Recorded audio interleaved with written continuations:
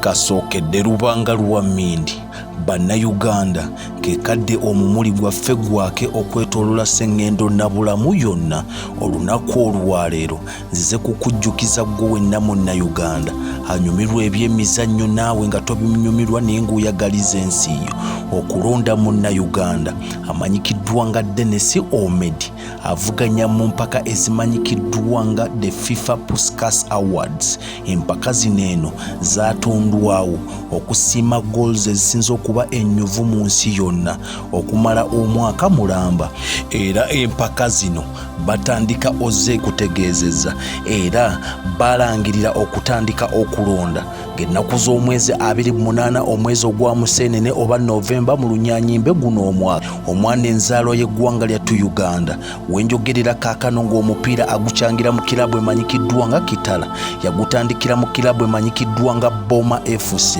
eno esangibwa mu bugwanjuba bw'eggwanga lyattu Uganda mu disitulikiti emanyikiddwa nga Masindi, wabula oluvannyuma ne yeegatta ku Kitala. Muvubuka akuliridde yazaalibwa ng'ennaku z'omwezi 13 omwezi ogwa Ssebaaseka oba Juni, wabula wano we wali akabasa nga omanyi Bannayuganda mu kusala n'okukweka emyaka bali butoola malusu na ddookooli niyo okusinziira ku mitimbagano egimu giraga 1994 aba mu myaka 3, emitimbagano egimu ne giraga 1996 myaka 28.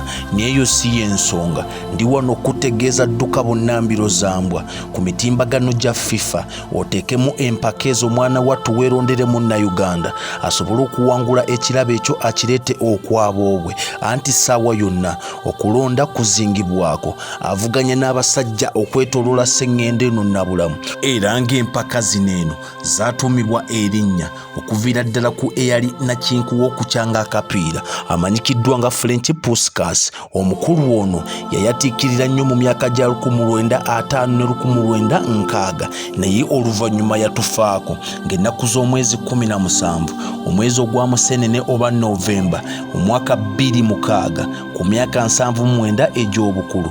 Empaka zino eno guno mulundi gwa 16 nga ziyinda guli bwe gutyo. Aba KCCA omupiira ogwo gwaliwo ng'ennaku z'omwezi 6 omwezi ogwamuwakanya oba August 2029 ekisaawe bakiyita MTN Omondi Stadium era empaka ezo bazita FUFA Super 8 zaali quarter finals. Eggoolo eyo bagiyita Rabona kigambo kya Luspaana ekitegeeza okubuuka oba okumiisinga essomero, era nga ggoolo eyo omukulu eyasooka okugiteeba yali amanyikiddwa nga Ricardo Infante, era omupiira ogwo gwali wakati wa ttiimu ezo ebbiri mu ggwanga lya Spain wakati wa Estudiantes de la Plata wamu ne ttiimu emanyikiddwa nga Rosario Central.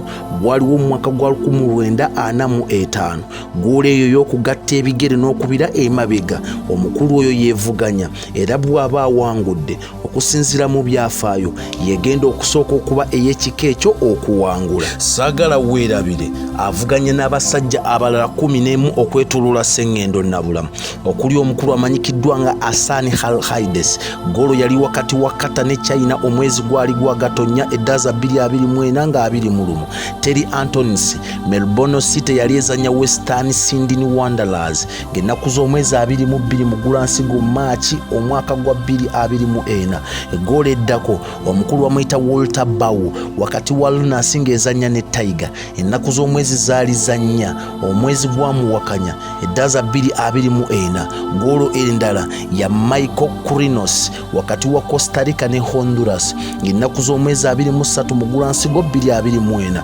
Ggoolo endala Federico Di Marco, era mulimu ne ggoolo endala ey'omukulu amanyikiddwa nga Alejandro Garnacho. Eno yagiteeba wakati wa Everton ne Manchester United ng'ennaku z'omwezi 26 omwezi gwa Museenene oba Novemba 2023.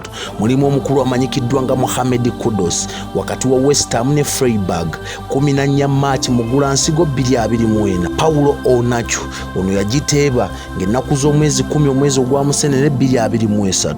N'omukulu waliwo omulala amanyikiddwa nga Jaden Philogene era eyo yali wakati wa Rotherham ne Hull City ennaku z'omwezi 13 mu Gutulansanja February 2024. Mutayi okwogera ennyo si kwe kusinga endege yasinga yeetudde muzaamugula okutuusaako bino ngenda kusaba watali kwonoona budde dduka mbiro ku kibanja kya FIFA weerondere omwana ttu tufune obuwanguzi wenjogerera kaakano ali katale kansi yonna atunda nga keeki eyokya era kilabu ye eyakitala basagambiza ku kira kimezeza kwanjala anti kaakano abakulu bategeezezza yenna amwetaaga okumukansa alina okukwata obukadde bwa Uganda obusoba mu 10 okumugula anti mbu agali mu luvuuvuumu yaganye okuzza obujja endagaano ye ne ttiimu ya kitala. Ttiimu ezisinga okumwetaaga obudde buno kuliko efubutuka mu ggwanga lya Misiri, Kenya ku mulirwano kosa ne Tanzania. Nze omwana soda